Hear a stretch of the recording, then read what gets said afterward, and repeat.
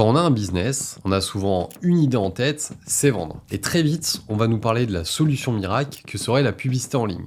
Alors oui, les algorithmes pub de Google, de Facebook, de TikTok sont d'excellents outils, mais si vous les pilotez avec les mauvais indicateurs, vous courez droit à la catastrophe. Le risque, c'est de perdre des milliers d'euros par jour pour en réalité faire 0 € de bénéfice. Je reviens tout juste du Chainable Partner Day où j'ai entendu un expert SI allemand déclarer que la pire erreur en 2025 pour une agence ads serait de piloter au chiffre d'affaires et non à la rentabilité. En France, de ce que je vois, on n'en est même pas là. On regarde encore trop souvent les clics, les impressions, les taux de clics. C'est-à-dire qu'on est encore 1 voire 2 crans en arrière. On est si éloigné du business parfois qu'il est difficile de mesurer l'impact réel de la publicité sur les performances de son entreprise. Et le but de cette vidéo, c'est de vous dévoiler toutes les bonnes pratiques à mettre en place pour entraîner intelligemment vos outils publicitaires, afin qu'ils aillent vous chercher non pas juste des clics, des bons taux de clics, des bonnes performances, mais de la profitabilité. Je suis Romain Trublard, consultant en tracking et analytique. J'ai fondé Track Analyse, dans lequel je travaille avec mon épouse, et on est justement là pour vous aider à rentabiliser tous vos investissements publicitaires. Parce que c'est bien beau d'avoir un super taux de clic, mais si derrière votre marge est ridicule, tous vos efforts seront réduits à néant.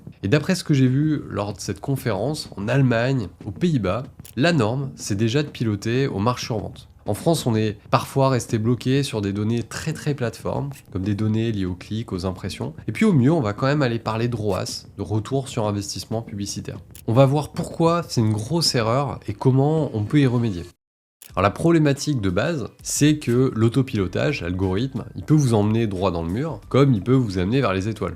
Et le principe, c'est pas d'avoir une confiance aveugle dans l'algorithme. Google, Facebook, TikTok, on leur donne un budget, on paramètre un objectif, la vente, les leads, puis derrière on laisse la machine faire le reste. À court terme, ça peut sembler magique. Entendre des waouh, mon CA augmente, je gagne de l'argent grâce à la publicité, dans le meilleur des cas. Mais à moyen et long terme, si l'algorithme ne sait pas ce qu'est la vraie rentabilité pour vous, vous pouvez vous retrouver avec un très beau volume de ventes, mais derrière, vous pouvez aussi avoir des ventes qui vous rapportent 0 ou presque peu de profit. Moi, mon retour terrain, c'est que je vois que la plupart de mes clients, qui sont accompagnés par des agences, des consultants, souvent, la prestation, elle est justifiée sur la base du CA généré. Alors, je leur jette pas la pierre, souvent, il y a des contraintes techniques qui peuvent amener ça. Mais si on se focus d'un point de vue vraiment business, si ce chiffre d'affaires il est composé de produits à marge minuscule, ça peut être parfois pire que si on n'avait rien vendu. On va payer de la pub, on va payer des stocks, payer des personnes, on va payer une agence. Et puis derrière, il nous reste quasiment rien dans la caisse. Pire parfois, ce chiffre d'affaires, il est même pas sorti du back-office, il est sorti d'une plateforme ads qui va parfois modéliser les données. Et en réalité, il est totalement inexistant. Et d'ailleurs, j'en parle dans ma vidéo sur les 7 erreurs de tracking et de mesure que je vois et entends régulièrement, et je vous la mets juste ici. Pour revenir sur le Chainable Partners Day, donc comme je disais, il y a un expert SI allemand d'une grande agence qui a été questionné quelle est la pire erreur à éviter en 2025 pour une agence ads.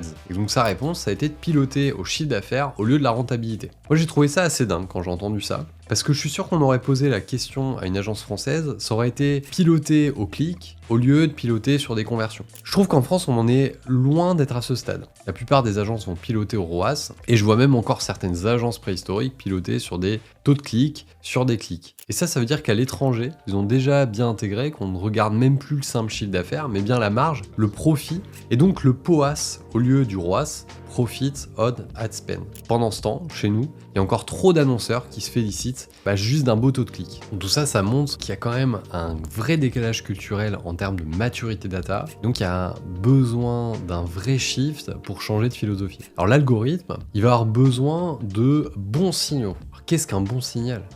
Déjà, il ne faut pas se contenter d'un taux de clic, du CTR, Click-Through Rate, ou du cost per click, du coût par clic, CPC. Alors le CTR, il va mesurer si votre publicité attire l'œil, mais pas si le clic derrière il aboutit à un achat, et encore moins si cet achat est rentable. Pareil pour un CPC bas, ça peut être du trafic pas cher, ce qui serait première vue intéressant, mais si derrière il ramène rien ce trafic, il n'y a aucun intérêt.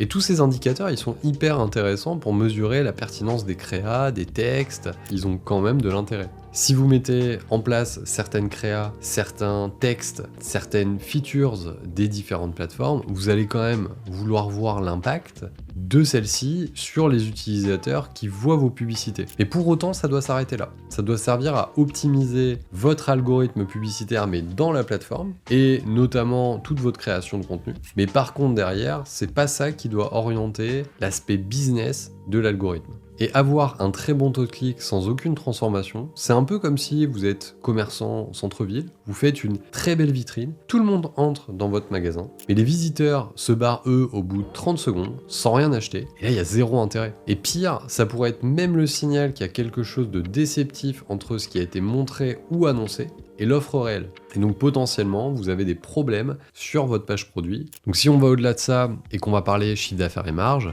on peut déclarer « je fais une vente, elle fait 100 € de chiffre d'affaires à Google Ads », mais vous pouvez aller beaucoup plus loin et envoyer une vente, c'est égal à 50 € de marge. Ça c'est encore mieux parce que vous allez former votre algorithme à viser de la rentabilité réelle et pas juste le chiffre brut. Alors sur une vente ça change rien, mais quand vous commencez à avoir du multi-produit et que vous vendez par exemple de l'électroménager et du meuble, là ça commence à être ultra pertinent. Et c'est à partir de ce moment que vous allez faire en sorte de dresser votre algorithme publicitaire pour aller chercher la rentabilité.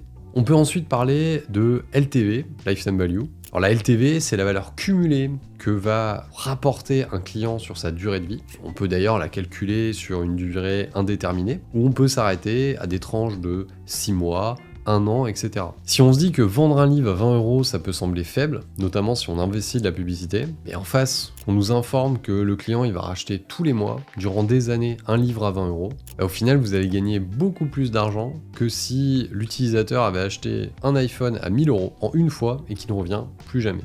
Et donc si vous parvenez à intégrer cette donnée dans votre tracking, ça demande quand même un setup avancé, c'est des choses qu'on fait chez Track Analyse, l'algorithme il va savoir cibler les profils qui génèrent le plus de profit à long terme. Et une des méthodes, ça va être d'avoir une LTV prédictive par produit. Donc dès que vous allez acquérir un nouveau client, vous allez envoyer à Google pas sa valeur d'achat, pas la marge, mais la LTV prédictive en fonction du panier. Et donc c'est à ce moment-là que vous visez vraiment long terme sur votre pilotage. Puis bien entendu, cette LTV, faites en sorte que ce soit de la marge et pas du chiffre d'affaires. Si on reprend notre exemple de livre et qu'on s'arrête sur une LTV à 12 mois, l'algorithme, au lieu d'envoyer une valeur de 20 €, on pourrait lui envoyer une valeur de 240 €. Si on part du principe que l'utilisateur achète tous les mois un livre à 20 €. Et donc en fonction forcément du livre acheté, on peut avoir des LTV différentes. C'est tout l'intérêt d'avoir une LTV prédictive par produit. 240 €, c'est si on s'arrête au chiffre d'affaires, mais imaginons que vous margez à 50% dessus, et vous allez envoyer une valeur de conversion à l'algorithme de 120 €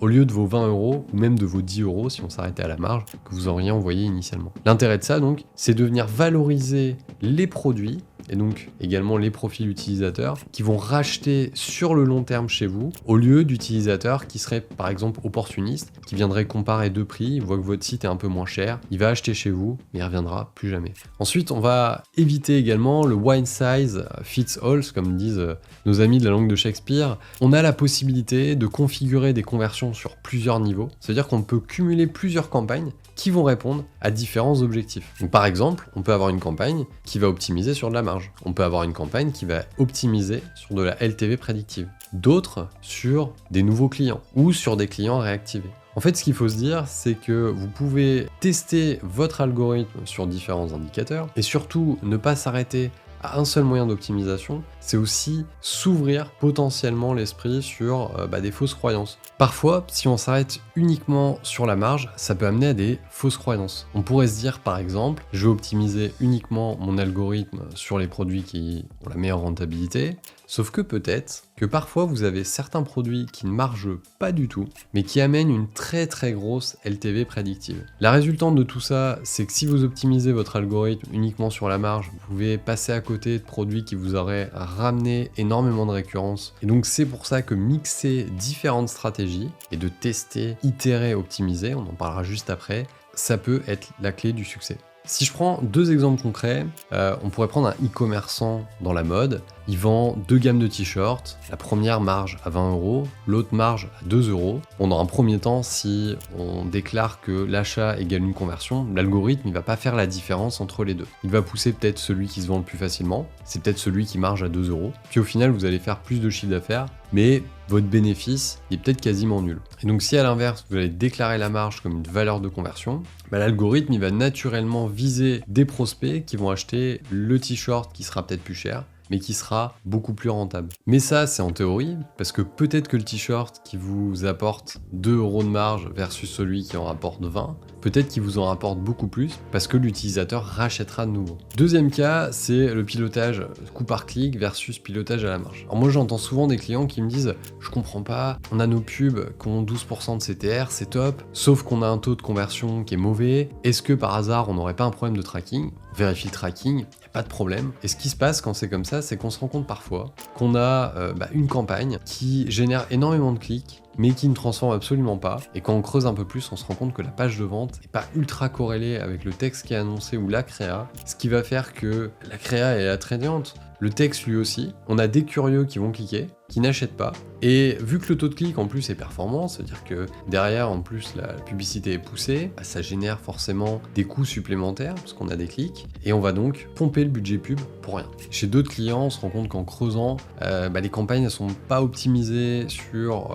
les bonnes conversions, parce qu'il y a des conversions qui ne sont pas priorisées par rapport à d'autres, et c'est ce qui fait que l'algorithme se plante complètement. Alors la théorie c'est bien, mais comment on va mettre en place cette mesure de rentabilité? Alors, la première chose, c'est qu'il faut avoir un back-office qui est complété. Donc il va falloir indiquer le prix d'achat par exemple dans votre back-office, dans votre CMS, comme un Shopify, un PrestaShop, ainsi que tout indicateur stratégique. Donc là on est un petit peu avec l'imagination qui est la limite, parce qu'on peut optimiser ses campagnes sur un peu tout ce qu'on souhaite tant que c'est corrélé avec son business. L'obligation par contre, c'est que cette donnée soit disponible. Ensuite, il va falloir configurer le tracking. Dans Google Tag Manager, idéalement server-side, afin que tout le monde n'accède pas à vos données. On va alors utiliser des paramétrages avancés pour récolter, transformer et envoyer les données vers les plateformes publicitaires comme Google Ads ou Facebook Ads. Alors tout ça, ça va nécessiter un plan de marquage un peu plus élaboré, et ça change tout, et c'est typiquement des choses qu'on propose chez Track Analyse. Ensuite, on va segmenter les campagnes. Ça, c'est le rôle du média buyer, et donc il va falloir les segmenter par produit rentable, par gamme différente. On va pas mettre dans le même panier un livre d'entrée de gamme et un abonnement premium. Et donc l'algo va devoir comprendre quels segments sont distincts et quelles valeurs renvoyer. Et donc forcément, cette stratégie publicitaire, elle va être corrélée aux objectifs qu'on aura configurés, et ce sur quoi on va optimiser l'algorithme. Et puis enfin, il va falloir analyser et ajuster régulièrement. Il va falloir surveiller les volumes de vente, le split marketing entre les plateformes, la rentabilité publicitaire, votre marge finale après publicité. Il va falloir faire des ajustements, exclure des produits qui seraient budget killers, ou alors les envoyer vers des campagnes secondaires si vous souhaitez quand même les conserver. Donc pour résumer, il va falloir penser rentabilité. Les algorithmes Google, Facebook, etc., ils sont ultra puissants, mais ils ont besoin de vrais bons signaux. Si vous déclarez que du chiffre d'affaires, ou pire, des clics, vous risquez de gonfler vos plateformes avec des ventes qui sont pas du tout rentables. Le top, ça va être d'envoyer la marge, ou une valeur tenant compte de la LTV, pour que l'algo aille vraiment cibler vos clients profitables. Et c'est là où on va rejoindre la vision des pays les plus avancés en data. Donc ne commettez pas la pire erreur de 2025 qui serait pilotée au chiffre d'affaires, au clic, etc. et non pas à la rentabilité. Mais peut-être qu'il faut déjà anticiper et aller encore plus loin en ne commettant pas la pire erreur de 2026 ou 2027, en ne pilotant pas ces campagnes sur de la LTV prédictive. Et si vous souhaitez en savoir plus et échanger sur ces sujets, n'hésitez pas à prendre directement rendez-vous dans le lien qui se trouve dans la description.